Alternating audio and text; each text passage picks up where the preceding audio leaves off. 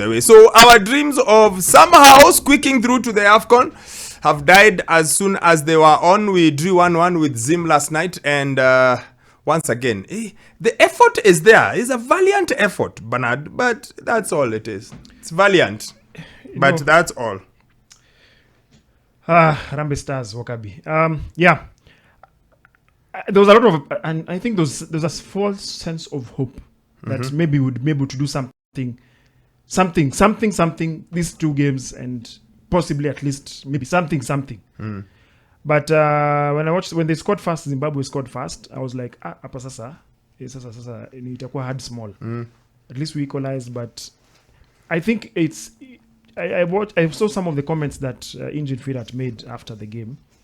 Because now their next game, I think their final game is against Namibia. Yes. Dead rubber. Exactly.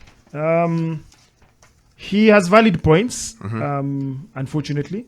I know it gets under people's skin because he's saying, look, this is what I've been forced to work with for all these years. You don't have facilities. The team hasn't played at home in a long time.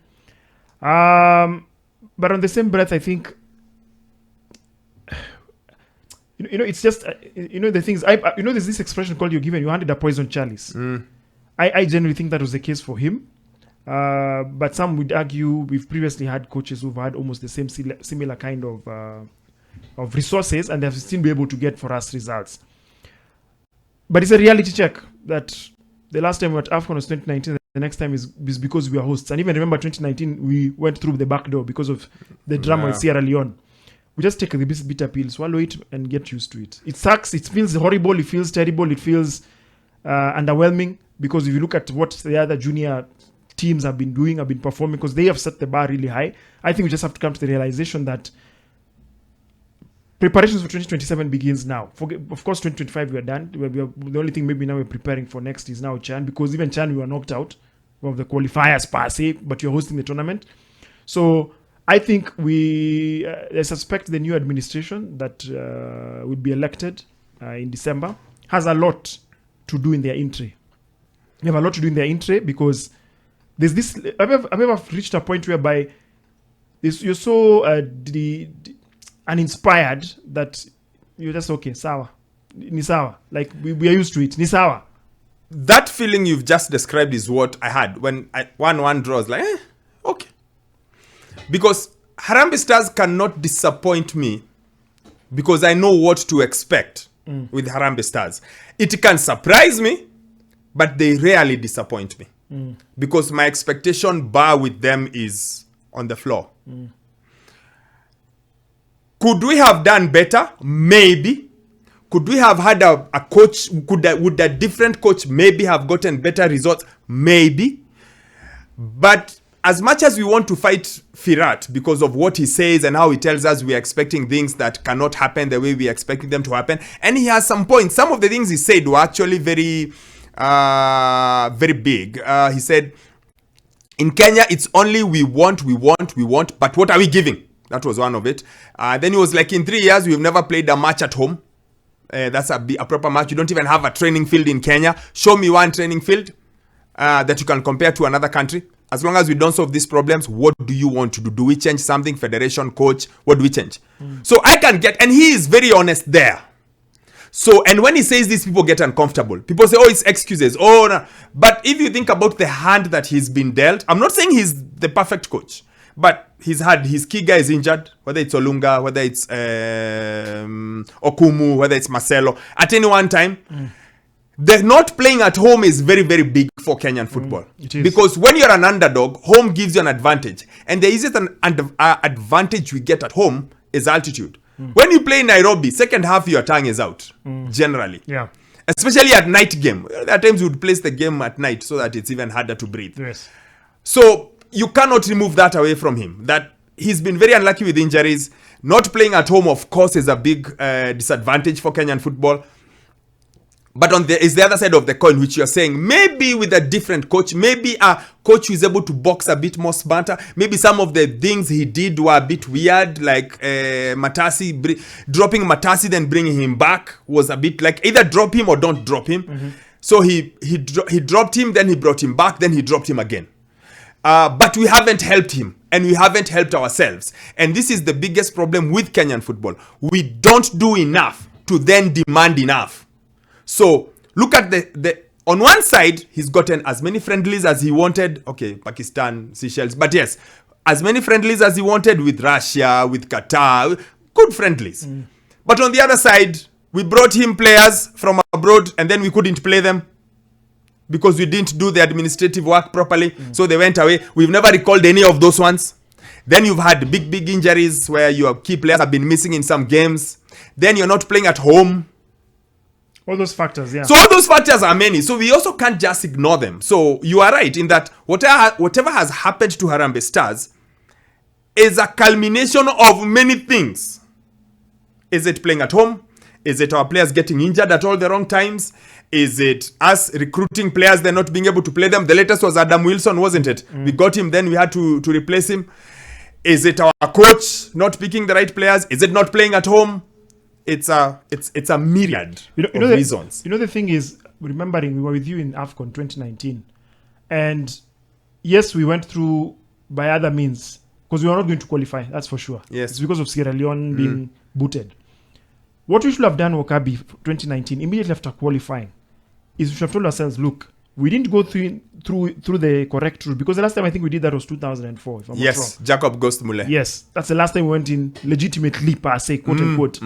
We should have said, look, there are subsequent Afcons. Maybe we may not qualify for the next one immediately, but we need to be consistent for the next few Afcons because we can't. Uganda in the same space, Wakabi, has made so many strides. They have qualified for each Afcon that they have in the past few years legitimately. Yep. This one, I think they've qualified with 2 games to spare. Yes. That is very telling. That is very, very telling. So we need to ask ourselves, okay, fine.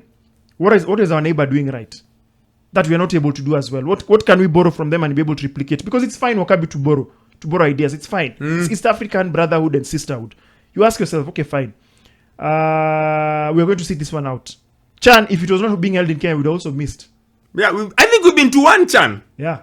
Have we been to one Chan? I think Kenya, Have we even No, I could be wrong. We probably have never qualified Actually, for Chan. might not have qualified. We've never qualified for Chan. So this will be the first one. Yes. Because we are hosts. Yeah, because we are hosts again. So we need to ask ourselves, shida iko wapi? Do you know a proper introspection?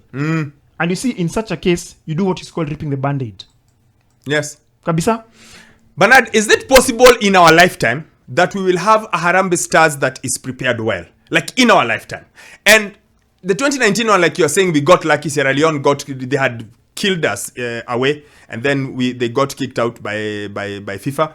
But if you go back to 2004, when we qualified for the Afcon, in 2002, the kind of preparations that the late Hussein Swale and the late Maina Kariuki had prepared for the team was really useful. The team camped, I think, was it in Bolton? For a few weeks. Like the team had proper preparations at the start. Towards the end, we limped through. Yeah. Because fans and blah, blah, blah. But at the start, there was proper preparation. I remember the team camping, I think in Bolton, and they camped quite a bit at Kasarani, and the team was happy. The mood was really good. And the fruits were there to see. Yes. We went to Afcon. We won our first game at the Afcon. If you go back to 88 and 90 and 92, it sounds like a story, like a myth that we qualified for 3 Afcons back to back. And that time it was small. It was the numbers were small. 88, I think it was 8 teams and 90. Then 92 was 12. We were in the top 8 teams in Africa. So how do we go from there to here where half the continent, because it's 24 teams, it's literally half the continent. See, if you remove Somalia and Djibouti and Eritrea, and it's half the continent. Lakini hatuko. It does not add up. It does not make sense. We need to make a plan about it. We have to. I hope in my lifetime, we have a plan with Harambee Stars. Well, I think what we need to do, as I said earlier, 2027, we're hosting the Afcon. Yes. The bare minimum is we go out of the group stages. Yes, for the first time ever. Let us try as much as possible. It's at home. We have every advantage. We know these grounds. We know everything. We have to go past the group stages. That is the bare minimum. Because if we don't, let's take our L and say let's focus on the junior football, because that one seems to be working, and for senior we just give it a bit of a wide berth. Bernard, it's not working. we are a country of happy accidents. When you guys, everyone celebrated here, Junior Starlets have gone to the World Cup, and I'm so happy for them.